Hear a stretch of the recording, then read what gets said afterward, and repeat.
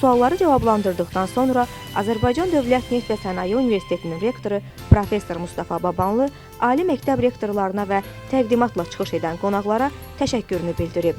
O, Azərbaycan ali məktəblərinin beynəlxalq miqyasda rəqabət qabiliyyətinin yüksəlməsi üçün dünyanın aparıcı universitetlərinin reytinq cədvəlinə düşməsinin əhəmiyyətini vurğulayaraq, Azərbaycan Respublikası Təhsil Nazirliyinin bu sahədə apardığı işi yüksək dəyərləndirib. Azərbaycan ali məktəblərinin Times Higher Education və Elsevier kimi nəşriyyat evləri ilə əməkdaşlıqda maraqlı olduqlarını qeyd edərək, tərəflərin qarşılıqlı faydalı əməkdaşlığa dair razılığa gələcəklərinə ümidvar olduğunu söyləyib. Görüş işçi qruplar səviyyəsində davam edib.